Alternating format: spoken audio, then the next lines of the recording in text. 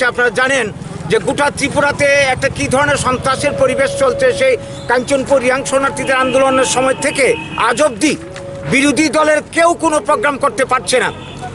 আমরা মানে সরকারি অনুমতি নিয়ে প্রোগ্রাম করতে গিয়ে বারবার আমরা মানে এই শাসক দলের ক্যাডারদের দ্বারা আমরা আক্রমণের শিকার হচ্ছি।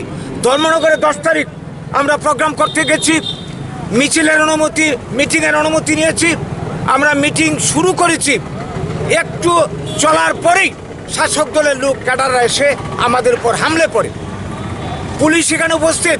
আমরা বললাম যে আমরা অনুমতি নিয়ে সভা করতে এসেছি, আমাদেরকে কেন তোমরা ভাই বাধা দিচ্ছ? এরা কারোর কথা শুনতে রাজি না। আপনারা খবর পেয়েছেন নিশ্চয়ই আমাদের কর্মীদের উপর সেখানে কী ধরনের হামলা অভিযুক্তি করেছে, কয়েকজনকে আক্রান্ত করেছে। তারপরে এদেরকে আমরা এমনভাবে পরিস্থিতি তৈরি করেছে যে এরা বলছে যে এইখানেই সব আমাদেরকে বলি দেবে, ধর্মনগর থেকে আসতে দেবে না। যাই হোক, যে কোনোভাবে আমরা এখান থেকে আসি। তারপরের ঘটনা গত 25শে ডিসেম্বর এই মোহনপুরে প্রশাসন থেকে আমরা থানাতে গেলাম, পারমিশন দেবে না। বললো এসডিএমের কথা, এসডিএমের কাছে গেলাম, পারমিশন দেবেন না। বললেন ডিএম সাহেবের কাছ থেকে আমরা পারমিশন নিলাম। পারমিশন নিয়ে আমরা সভা শুরু করলাম এই মোহনপুর বাজারে। এই সভা অর্ধেকও হয়নি, এই লোক এসে শাসক দলের লোক এসে এরা আমাদের উপর আক্রমণ, সভা ভণ্ডুল করা, আমাদের কর্মীদের উপর আক্রমণ, আঘাত, গালাগালি, অস্ত্রব্য ভাষায় গালাগালি। আমরা চলে আসতে বাধ্য হলাম। তারপরের ঘটনা গতকালকে চরিলাম বাজারে, এটাও আমরা অনুমতি নিয়েছি। অনুমতি নিয়ে সবার কাজ আমরা শুরু করেছি। এইখানে এসে 3-4বার আক্রমণ। আমরা যতজন ছিলাম লোক আমাদের সবারই উপর আক্রমণ। ইভেন আমাকেও টানা হেঁচড়া করেছে, স্থানীয় ফ্ল্যাগ ফেস্টুন ছিঁড়ে ফেলেছে।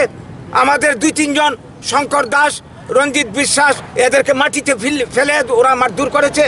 তারপর একজন স্থানীয় লোক শুভবুদ্ধি সম্পন্ন বাধা দিয়েছে আমাদের মহিলা কর্মীর উপর। এরা আক্রমণে যখন উদ্যত হয় বাধা দিয়েছে যে মহিলার উপর কেন আক্রমণ, তাকে প্রচণ্ড মারধর করেছে। এই যে একটা অরাজকতা অবস্থা, আমরা মোহনপুরে দেখলাম যে পুলিশ নেই কাছে, আমাদের কাছে নেই। এখানে প্রথমে ছিলেন কয়েকজন, কিন্তু পরে একজনকে দেখতে পেলাম, আর কাউকে দেখতে পাইনি।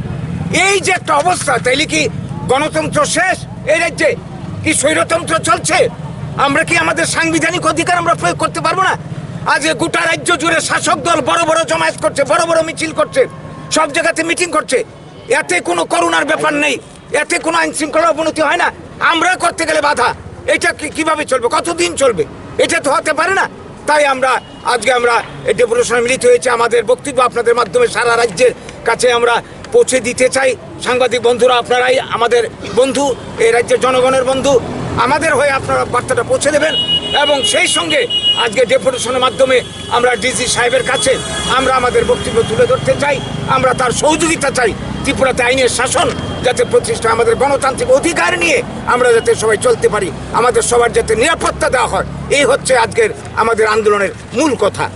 আমাদের 4 দফা দাবি রয়েছে। আমরা এর মধ্যে 1 নম্বর হচ্ছে অবিলম্বে রাজ্যের সর্বত্র শাসক দলীয় ক্যাডার বা রাজনৈতিক সন্ত্রাস বন্ধ করতে হবে। 2 নম্বর, যারা আইন ভঙ্গ করছে, গণতন্ত্রকে হত্যা করছে, তাদের বিরুদ্ধে কঠোর আইনি ব্যবস্থা নিতে হবে। 3 নম্বর, অবিলম্বে রাজ্যের সর্বত্র আমরা বাঙালি দলের নেতা কর্মী সহ তাদের জীবনের নিরাপত্তা দিতে হবে এবং জনসাধারণের নিরাপত্তা দিতে হবে।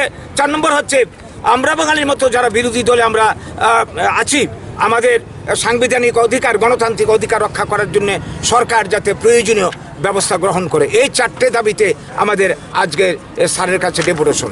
আপনার নাম? আমার নাম গৌরাঙ্গ রুদ্রপাল, আমি আমরা বাঙালি ত্রিপুরা রাজ্য কমিটির সচিব।